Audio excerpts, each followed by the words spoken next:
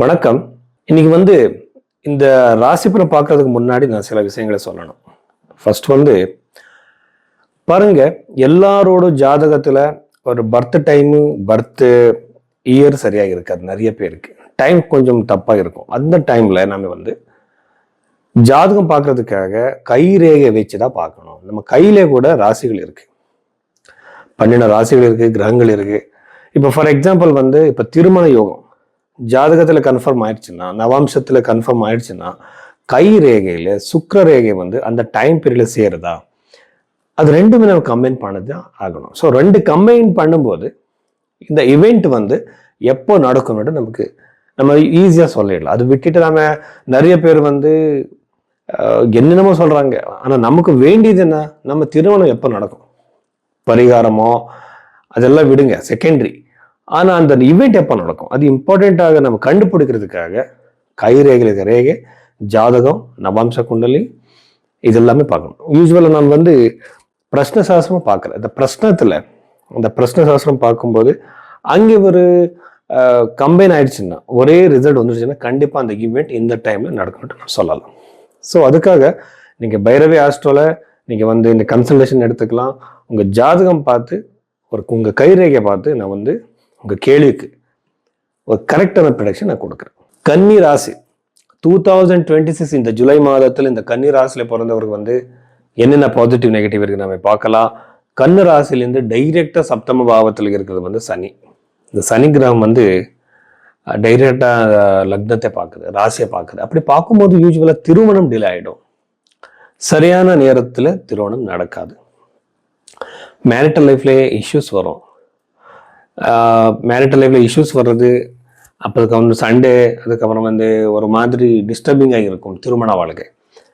இப்போ வந்து பார்த்துட்டு போனாங்க சார், இன்னும் வரலை திரும்பின்னு கேட்பாங்க நிறைய பேர்.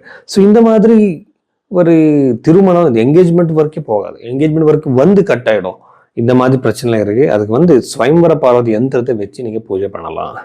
இந்த ஸ்வயம்வர பார்வதி யந்திரத்தை எப்படி பூஜை பண்றது, என்ன ப்ரொசீஜர்ன்ட்டு நீங்க பைரவி ஆஸ்ட்ரல் கேட்டு தெரிஞ்சுக்கோங்க. அதுதான் இதுக்கு இம்பார்ட்டண்ட்டான ஒரு ரெமெடி.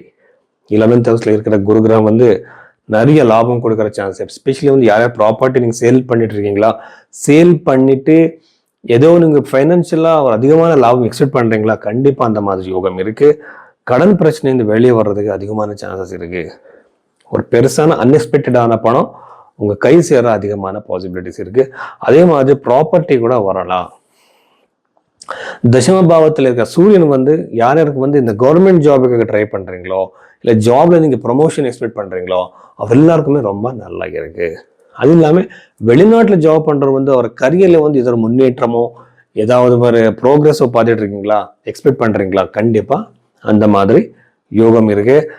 சிஷ்டபாவத்தில் இருக்க ராகு வந்து உங்கள் எதிரிகள் மேலே உங்களுக்கு ஒரு மாதிரி சக்சஸ், எப்படின்னா உங்க எதிரிகள் வந்து உங்களை தொல்லை கொடுக்கறதுக்கு, பிரச்சனை கொடுக்கறதுக்கு வருவாங்க. ஆனால் உங்களுக்கு வெற்றி உங்க கை சேரும். பஞ்சம பாவம் கூட ரொம்ப நல்லா இருக்கிறதுனால சந்தான யோகம் வந்து கன்னி ராசியில போறவங்க ரொம்ப நல்லாவே இருக்கு.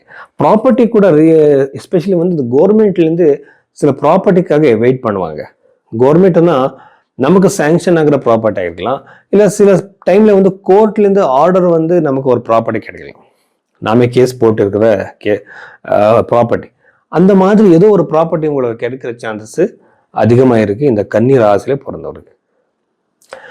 நவமபாவத்தில் இருக்கிற செவ்வாய்ன்னு பார்த்தா கண்டிப்பா உங்களுக்கு பித்ராஜித சொத்து, பூர்வீக சொத்துல பிரச்சனை. அதுக்கப்புறம் வந்து உங்களுக்கு உங்க ஃபாதர்களுக்கு நடுவே சின்ன சின்ன மிஸ் அண்டர்ஸ்டாண்டிங் வர சான்சஸ் அதிகமாக இருக்கு.